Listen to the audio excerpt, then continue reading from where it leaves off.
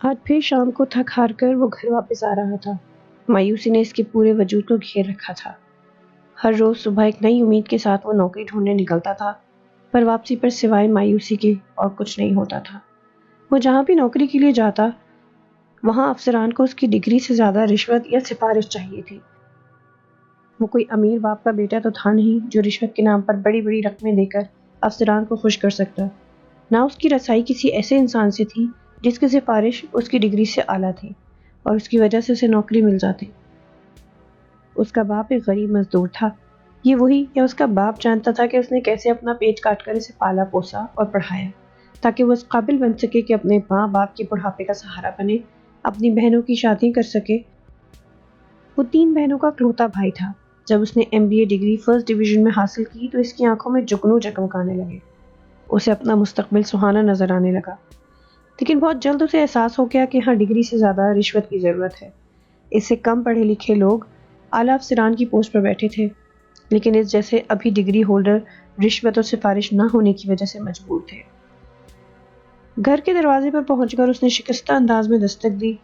آ گئے تم ارمان بیٹا؟ اس کی ماں نے اس آس پر دروازہ کھولا کہ شاید آج ان کی قسمت کا ستارہ چمک گیا ہو اور اس کے بیٹے کو نوکری مل گئی ہو۔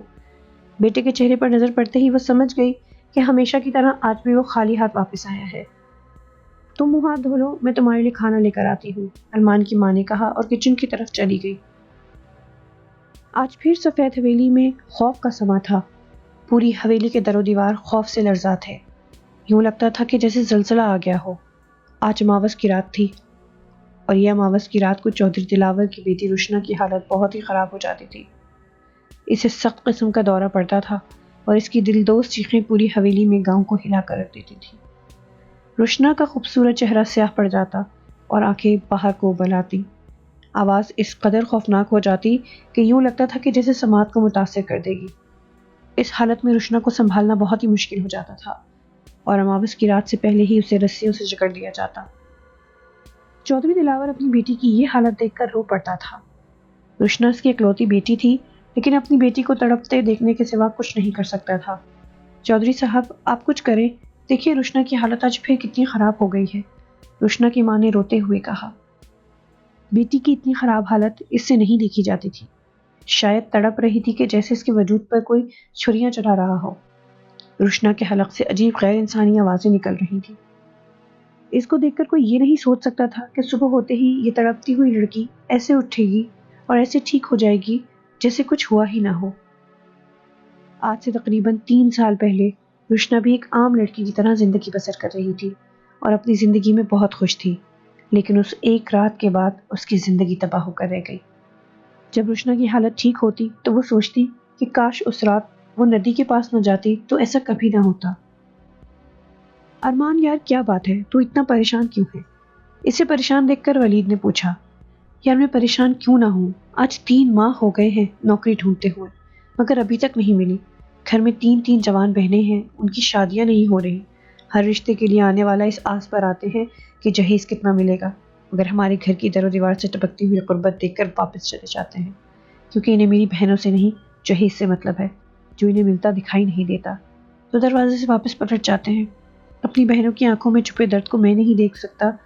اچھے رشتوں کی آس میں ان کے بالوں میں سفیدی اتر آئی ہے اور تو کہتا ہے میں پریشان کیوں ہوں؟ ارمان تو جیسے پھٹ پڑا۔ یار سب ٹھیک ہو جائے گا، ولید نے اسے تسلی دیتے ہوئے کہا۔ کیسے ٹھیک ہوگا یار، کچھ بھی ٹھیک نہیں ہوگا، ارمان نے دکھ سے کہا۔ اچھا یار یہ بات ہے، لیکن اگر تمہاری پریشانی ختم ہو جائے تو، ولید نے کہا تو ارمان حیران ہو کر اسے دیکھنے لگا۔ اگر کہو تو بتا دوں؟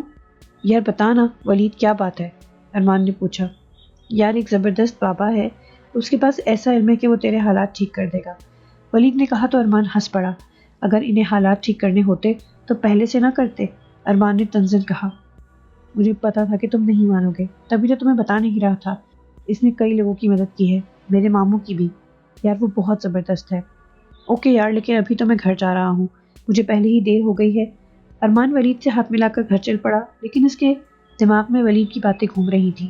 کیا وہ پاپا میرے حالات ٹھیک کر دے گا؟ اس رات بہت ٹھنڈی ٹھنڈی ہوا چل رہی تھی، موسم بہت خوبصورت تھا۔ ایسے میں رشنا کو نیند نہیں آ رہی تھی۔ وہ باغ میں آئی، باغ میں ایک طرف ندی تھی، وہ ندی میں پاؤں ڈال کر بیٹھ گئی۔ اچانک اسے ایک آواز سنائی دی، روشنا۔ کسی نے اسے پکارا۔ کون ہے؟ روشنا نے ادھر ادھر دیکھا پر اسے کوئی بھی دکھائی نہیں دیا۔ شاید میرا وہم ہوگا، روشنا نے سوچا، لیکن اسے پھر سے آواز سنائی دی، روشنا، روشنا۔ اس نے پلٹ کر دیکھا تو سحر زدہ رہ گئی۔ وہ بہت ہی خوبصورت تھا۔ اس کی آنکھوں میں عجیب سا سحر تھا جس نے روشنا کو سحر زدہ کر دیا تھا۔ کون ہو تم؟ روشنا نے اس اجنبی سے پوچھا۔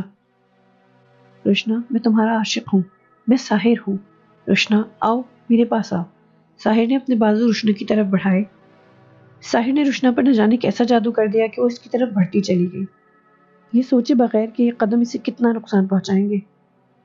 اگلی صبح جب ملازمہ روشنا کو ناشتے پر بلانے کے لیے گئی تو روشنا اپنے کمرے میں نہ تھی۔ پوری حویلی میں روشنا کو ڈھونڈا گیا۔ سب پریشان تھے کہ وہ کہاں چلی گئی ہے۔ ہر طرف روشنا کو ڈھونڈا گیا۔ آخر روشنا ندی کے کنارے بے ہوش حالت میں ملی۔ سب حیران تھے کہ روشنا ندی کے پاس کیا کرنے گئی تھی اور وہاں بے ہوش کیسے ہو گئی۔ روشنا کئی دن بیمار رہی اور تڑپتی رہی۔ بہت علاج کروایا مگر ٹھیک نہیں ہوئی۔ بخار تھا کہ اترنے کا نام نہیں لے رہا تھا، دن بدن بڑھتا جا رہا تھا۔ آخر وہ خود ہی ٹھیک ہو گئی، ایسے کہ جیسے کچھ ہوا ہی نہ ہو۔ سب نے روشنا سے پوچھا کہ آخر اسے ہوا کیا تھا، لیکن روشنا کو کچھ یاد نہیں تھا، وہ سب کچھ بھول چکی تھی۔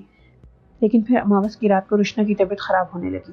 اس کا رنگ سیاہ پڑ گیا تھا، آنکھیں باہر کو ابلنے لگی، منہ سے عجیب عجیب غیر انسانی آوازیں نکل رہی تھی۔ یوں لگتا تھا کہ اسے کوئی بہت بڑی تکلیف دے رہا ہے۔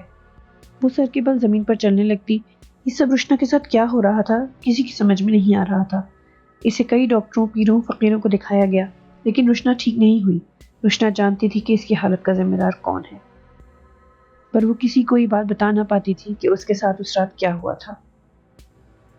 چودھری جی، میں ایک سادھو کو جانتا ہوں جو کالے علم کا ماہر ہے۔ اگر روشنا بی بی کو اس کے پاس لے جایا جائے تو امید ہے کہ روشنا بی بی ٹھیک ہو جائیں۔ چودھری دلاور کے ملازم اکرم نے کہا۔ کون ہے وہ؟ اگر تو کسی ایسے سادھو کو جانتا ہے تو مجھے پہلے کیوں نہیں بتایا؟ چودھری دلاور غصے سے اپنے ملازم کو کہا۔ چودھری جی، وہ میں بتانا چاہتا تھا مگر مجھے موقع نہیں ملا، اکرم نے ڈرتے ڈرتے کہا۔ ٹھیک ہے اکرم، اگر اس مسئلے کا حل سادھو کے پاس جا کر ہی ملے گا تو ہم روشنا بیٹی کو اس کے پاس لے کر جائیں گے۔ یہ بات چودھری دلاور نے کہہ تو دی، لیکن کاش وہ جان پاتا کہ تمام مسائل کا حل صرف ایک ہی ذات کے پاس ہے، اور وہ ہے صرف خدا کی ذات۔ بے شک۔ اگلے دن وہ روشنا کو سادھو کے پاس لے کر گئے۔ سادھو نے روشنا کو دیکھا تو چونک پڑا۔ مجھے اور اس چھوری کو اس کمرے میں اکیلا چھوڑ دیں، سادھو نے کہا۔ پہلے تو چودھری دلاور ہچکچایا، لیکن پھر وہ کمرے سے باہر چلا گیا۔ تھوڑی دیر بعد جب چودھری دلاور کمرے میں واپس گیا تو روشنا ایک طرف بے ہوش پڑی ہوئی تھی، اور سادھو کی آنکھوں میں تو جیسے خون ٹپک رہا تھا۔ اس کی آنکھیں بہت زیادہ سرخ ہو رہی تھیں۔ کیا بات ہے امی جان، آپ اتنی پریشان کیوں ہیں؟ ارمان نے ماں کی پریشانی بھانپتے ہوئے کہا۔ اس کی ماں اپنی پریشانی ارمان سے چھپانے کی کوشش کرتی، پر ارمان پھر بھی جان لیتا تھا۔ وہ بیٹا، آج کچھ لوگ آئے تھے ہما کو دیکھنے، انہیں ہما پسند تو آ گئی، مگر اماں، یہ لوگ ہما کے ساتھ وہ سامان کی ایک لسٹ بھی دے گئے۔ اماں، یہی بات ہے نا، ارمان نے دکھ سے کہا اور اٹھ کر باہر نکل گیا۔ اپنی ماں کی آنکھوں میں وہ آنسو نہیں دیکھ سکتا تھا۔ اماں کی پریشانی، ابا کی بیماری اور بہنوں کے ٹوٹتے خواب میں نہیں دیکھ سکتا، مجھے کچھ کرنا ہی ہوگا۔ اس شام ارمان ولید سے ملنے اس کے گھر گیا۔ ولید یار، مجھے اس بابے کے پاس لے چل جس کا تم نے مجھے بتایا تھا۔ تم راضی ہو گئے؟ خیر کوئی بات نہیں، دیکھنا اب سب ٹھیک ہو جائے گا۔ چل میں تجھے آج ہی لے چلتا ہوں، ولید نے کہا۔ تو پھر دیر کیسی، چلو، ارمان نے کہا۔ کچھ ہی دیر میں ولید نے ایک مکان کے آگے جا کر بائک روکی۔ یہاں رہتا ہے وہ بابا؟ ارمان نے پوچھا۔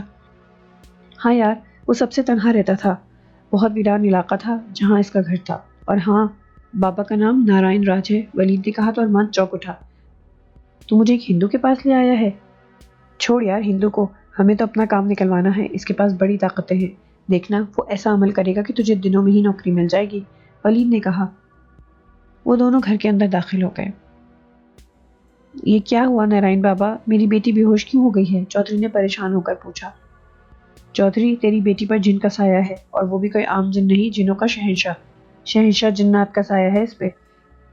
یہ آپ کیا کہہ رہے ہیں سادھو جی، ایسا کیسے ہو سکتا ہے؟ یہ سن کر چودھری ساکت رہ گیا۔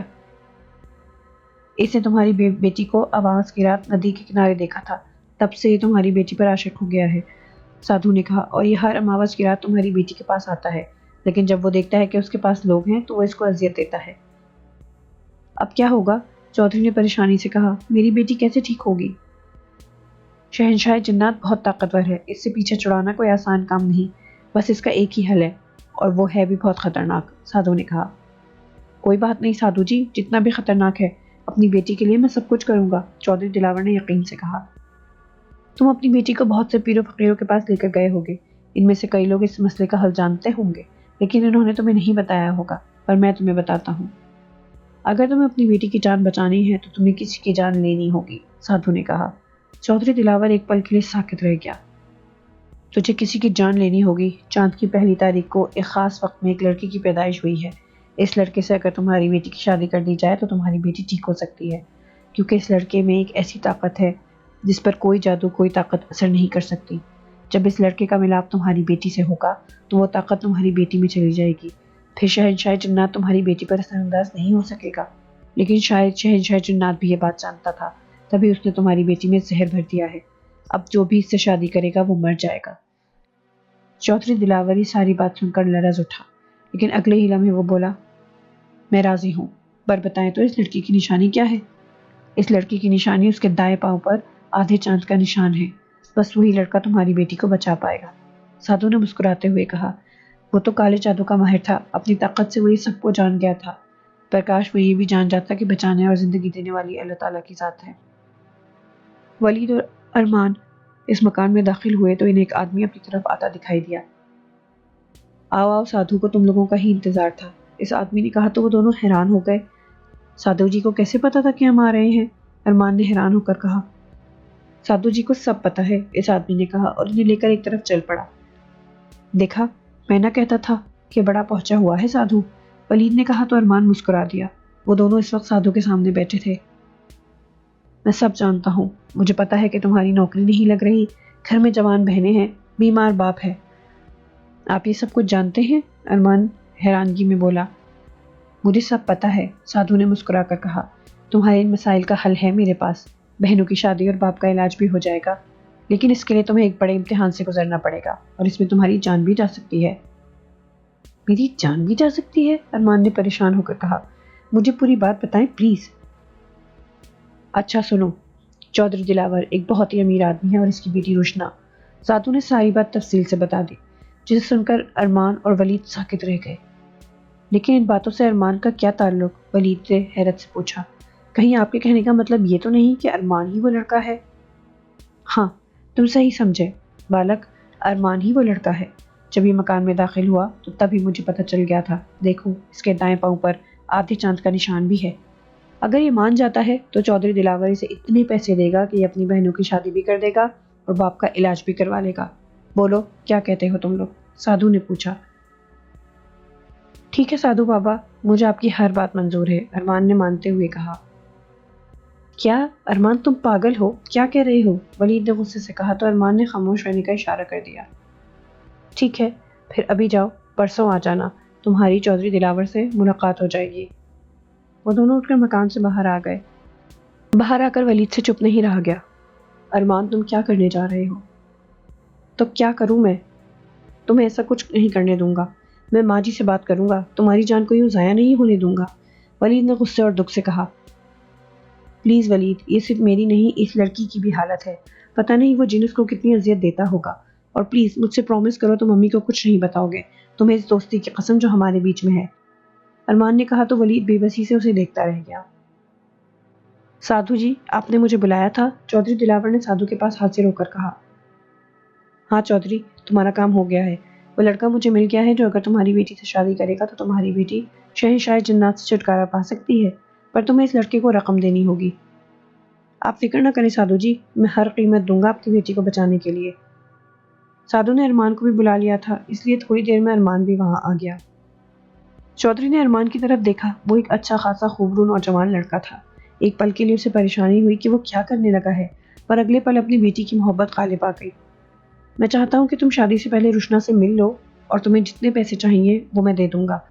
آج چاند کی 3 تاریخ ہے، اگلے ماہ چاند کی پہلی کو تمہاری روشنا کے شادی ہو جائے گی، وہ بالکل سادگی سے ہوگی، کسی کو کچھ پتا نہیں ہوگا۔ ٹھیک ہے چودھری جی، مجھے منظور ہے، پھر بھی مجھے تھوڑا سا ٹائم دیں تاکہ میں اس دوران اپنی بہنوں کی شادی بھی کر لوں گا، تبھی مجھے سکون کی موت آئے گی۔ ارمان نے کہا تو چودھری رنجیدہ ہو گیا، وہ لڑکا اپنی بہنوں کی خاطر اپنی جان دینے کو تیار تھا۔ بتول، جاؤ روشنا بیٹی کو بلا کر لاؤ، چودھری دلاور نے اپنی ملازمہ بطول سے کہا۔ اچھا چودھری جی، وہ چلی گئی۔ دیکھو ارمان، ہم نے روشنا کو یہ تو بتا دیا ہے کہ تمہاری اس سے شادی ہم کرنے لگے ہیں، پر اسے معلوم نہیں کہ اس شادی کے بعد تمہاری موت واقع ہو سکتی ہے۔ تم اس کو کچھ مت بتانا۔ ٹھیک ہے چودھری جی، جیسا آپ کہیں گے ایسا ہی ہوگا، اور اگر میری بہنوں کی شادی کا مسئلہ نہ ہوتا تو میں کبھی بھی اس کام کے لیے تیار نہ ہوتا۔ ارمان کی آنکھوں میں آنسو آ گئے تو چودھری دلاور نے اسے گلے سے لگا لیا۔ آؤ آؤ روشنا بیٹی آؤ، چودھری دلاور نے روشنا کو دیکھ کر کہا۔ اسے ملو، یہ ارمان ہے، یہ وہی لڑکا ہے جس سے ہم تمہاری شادی کرنے جا رہے ہیں۔ السلام علیکم، روشنا نے مسکراتے ہوئے کہا تو ارمان اسے دیکھتا ہی رہ گیا۔ وہ واقعی بہت ہی خوبصورت تھی۔ اس ایک ماہ میں ارمان نے اپنی بڑی دونوں بہنوں کی شادی کر دی۔ ارمان کی ماں حیران تھی کہ اس کے پاس اتنے پیسے کہاں سے آئے۔ وہ جب بھی ارمان سے پوچھتی تو وہ کہتا، ماں میں نے دوست کے ساتھ مل کر کاروبار شروع کیا ہے، وہ باہر کے ملک سے پیسے لگاتا ہے اور ادھر میں کاروبار سنبھالتا ہوں۔ وہ ماں کو اصل بات بتا کر موت سے پہلے نہیں مرنا چاہتا تھا۔ آخر وہ دن بھی آ گیا جس دن ارمان اور روشنا کی شادی تھی۔ چاند کی پہلی تاریخ تھی۔ ارمان روشنا کے کمرے کی طرف بڑھا جہاں وہ اس کی منتظر تھی۔ وہ جانتا تھا کہ وہ خوبصورت دلہن اس کی موت تھی۔ اس معصوم کو آج کی رات اذیت سے ہمیشہ ہمیشہ کے لیے چھٹکارا مل جائے گا۔ ارمان نے مسکراتے ہوئے روشنا کا ہاتھ تھاما۔ روشنا، آج ہماری ملن کی رات ہے اور آج کے بعد تمہیں کوئی تکلیف نہیں دے سکے گا۔ ارمان نے کہا، آج کے بعد ہماری محبت امر ہو جائے گی، لیکن روشنا کو کیا پتا کہ آج ہمارے ملن کی آخری رات اور پہلی رات ہے۔ ارمان تو یہ سوچ رہا تھا، لیکن اوپر والے نے کچھ اور سوچ رکھا تھا۔ اگلے دن چودھری دلاور اور اس کی بیوی زرینہ بیگم روشنا کے کمرے میں گئے۔ جب وہ کمرے میں داخل ہوئے تو اندر کے منظر نے انہیں ساکت کر دیا۔ جاؤ نورین، ارمان کو بلا کر لاؤ، کمرے سے آ کر ناشتہ کرے۔ کل سارا دن یہ لڑکا گھر سے باہر رہا ہے، رات کو آ گیا ہوگا۔ ویسے بھی ارمان رات کو باہر نہیں رہتا۔ ارمان کی ماں شاہدہ نے اپنی بیٹی نورین سے کہا۔ وہ ارمان کے کمرے میں گئی۔ ارمان کمرے میں نہیں تھا۔ وہاں اس کے بیڈ کی ایک طرف ایک لیٹر پڑا ہوا تھا۔ نورین نے وہ لیٹر اٹھا لیا اور کمرے سے باہر آ گئی۔ ماں، ارمان تو کمرے میں نہیں ہے، لیکن اس کے کمرے میں یہ لیٹر ملا ہے۔ ارے تو پڑھو، اسے کیا لکھا ہے اس میں؟ ماں نے کہا۔ نورین پڑھنے لگی۔ پیاری امی جان، میں جانتا ہوں کہ آپ نے اور بابا نے کتنی محبت سے مجھے پالا اور مجھے اس قابل بنایا کہ میں معاشرے میں سر اٹھا کر جی سکوں۔ آپ کی تو خواہش تھی، پر ایسا نہ ہو سکا اور آپ کے لیے میں کچھ نہ کر سکا۔ آپ کو، ابو کو، بہنوں کو میں دکھ میں نہیں دیکھ سکتا تھا۔ میں کیا کرتا، مجھے کچھ سمجھ نہیں آ رہا تھا۔ پھر مجھے چودھری دلاور ملے، جن کی بیٹی پر آصیب کا سایہ تھا، جو اس وقت ختم ہو سکتا تھا اگر میں اس سے شادی کرتا، اور انہوں نے مجھے پیسے دیے جس کی وجہ سے میں بہنوں کی شادی کر سکا۔ باقی پیسے میری الماری میں رکھے ہیں، ان سے نورین کی شادی کرنا اور بابا کا علاج کروانا۔ ماں، مجھے روشنا سے شادی کے بعد مرنا ہوگا، وہ ٹھیک ہو جائے گی۔ ہما، مجھے معاف کر دینا۔ نورین، تم بھی اپنے بھائی کو معاف کر دینا، خوب دل لگا کر پڑھنا اور ڈاکٹر بننا۔ ماں اور بابا کا خیال رکھنا، خدا حافظ۔ خط نورین کے ہاتھوں سے پھسل گیا اور وہ پھوٹ پھوٹ کر رونے لگی۔ ارمان کی ماں کے منہ سے چیخیں نکل رہی تھی۔ ارمان، تم واپس آ جاؤ، ہمیں تمہاری ضرورت ہے، پیسے کی نہیں۔ لیکن اب بہت دیر ہو چکی تھی، وہ بہت دور جا چکا تھا جہاں سے کوئی بھی واپس نہیں آتا۔ ارمان کا بیمار باپ ایک طرف ساکت ہو گیا۔ اس نے اپنی تمام علوم کی جمع پونجی آج لٹا دی تھی۔ وہ خالی ہاتھ رہ گیا تھا۔ کمرے میں بہت خوفناک منظر تھا۔ ہر طرف خون بکھرا ہوا تھا۔ وہ خون روشنا کے پیٹ سے نکل رہا تھا۔ ایک طرف ارمان کی لاش پڑی ہوئی تھی اور زرینہ بیگم روشنا کو جھنجھوڑتے ہوئے بولی، یہ تم نے کیا کر دیا روشنا، کیوں ایسا کیا؟ تبھی اس کی نظر اس خط پر پڑی جو روشنا کے سر کی طرف پڑا ہوا تھا۔ زرینہ نے وہ خط اٹھا لیا اور پڑھنے لگی۔ بابا جان اور امی جان، میں جانتی ہوں کہ آپ مجھ سے کتنا پیار کرتے ہیں اور مجھے اس تکلیف سے بچانے کے لیے آپ کچھ بھی کر سکتے ہیں اور کسی کی جان بھی لے سکتے ہیں میرے لیے۔ ہاں بابا جان، ارمان مرنے سے پہلے مجھے سب کچھ کہہ گیا تھا، اس نے وعدہ خلافی نہیں کی۔ لیکن بابا، غلطی میری تھی، میں وہاں ندی کے کنارے گئی تھی۔